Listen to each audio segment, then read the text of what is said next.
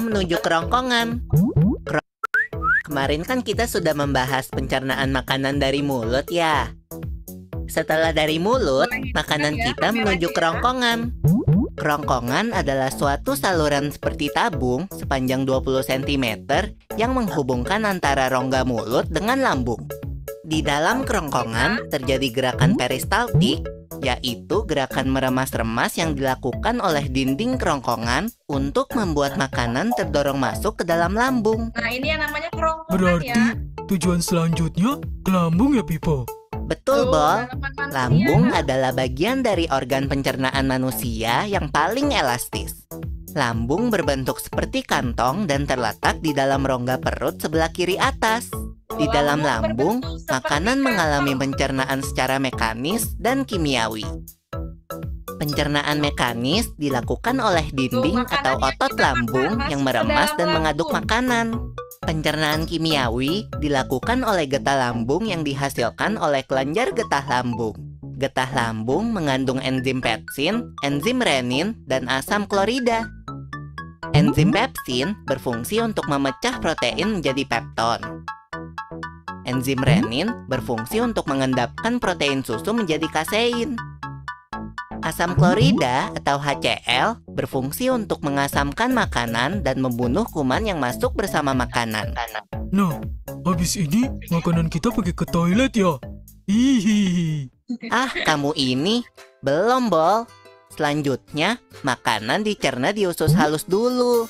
Usus halus merupakan usus terpanjang dalam saluran pencernaan karena panjangnya mencapai 6 hingga 7 meter. Di dalam usus halus terdapat cairan khusus yang membantu penyempurnaan pencernaan makanan. Oh iya, usus halus terdiri dari 3 bagian, yaitu usus 12 jari, usus kosong, dan usus penyerapan. Apa aja ya fungsinya?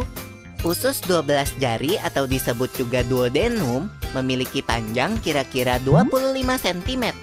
Usus 12 jari mencerna makanan dengan bantuan getah pankreas dan getah empedu. Getah pankreas dihasilkan oleh kelenjar pankreas. Getah pankreas mengandung enzim-enzim berikut. Enzim amilase berfungsi mengubah zat tepung atau amilum menjadi zat gula atau glukosa. Enzim tripsin berfungsi mengubah pepton menjadi asam amino. Enzim lipase berfungsi mengubah lemak menjadi asam lemak dan gliserol. Kalau getah empedu dihasilkan oleh hati dan disimpan dalam kantong empedu. Getah empedu berfungsi untuk mencerna lemak. Selanjutnya, usus kosong atau jejunum terletak di antara usus 12 jari dan usus penyerapan. Usus kosong memiliki panjang sekitar 2,5 meter dan berfungsi untuk mencerna makanan dari usus 12 jari. Terakhir adalah usus penyerapan yang merupakan tempat penyerapan sari-sari makanan. Di seluruh permukaan dindingnya terdapat ujung-ujung pembuluh darah yang menyerap sari-sari makanan. Kemudian, sari makanan diedarkan melalui aliran darah ke seluruh bagian tubuh. Jadi makanan yang kita makan kembali lagi ke dalam tubuh kita ya? Iya, Bol. Habis itu, sisa makanan yang dicerna masih berlanjut ke usus besar. Nah, usus besar berfungsi menyerap cairan, vitamin, dan mineral dari sisa-sisa makanan yang telah diserap oleh usus halus.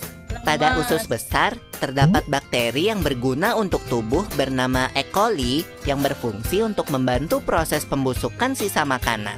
Proses pembusukan sisa makanan akan menghasilkan kotoran atau feses yang kemudian dikeluarkan melalui anus. Oh gitu. Nah, gimana dengan mules? Itu disebabkan oleh apa ya, Pipo? Organ terakhir yang bernama rektum adalah ujung muara dari usus besar yang berfungsi sebagai tempat penyimpanan feses sementara. Ketika rektum terisi penuh dengan feses, maka saraf akan mengirimkan respon kotak yang menimbulkan rasa ingin buang air besar. Anus adalah lubang di bagian bawah pantat yang berfungsi sebagai tempat keluarnya feses dari tubuh. Jadi begitu ya, seluruh proses pencernaan dalam tubuh kita. Iya, Bol.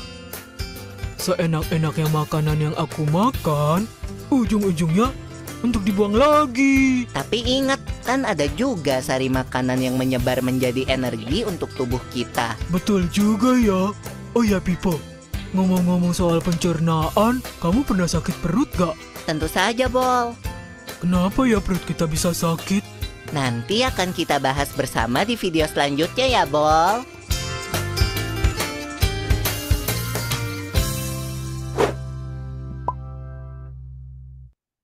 Oke, sampai sini sudah paham tentang dalaman tubuh kita? Jadi tahu kan kita dalaman tubuh nih. Nah, biasanya ada yang namanya sakit perut katanya. Tuh, kenapa sih penyebab sakit perut itu apa ya? Ayo, kita tahu nggak penyebab dari sakit perut itu apa? Nggak tahu. Nggak tahu?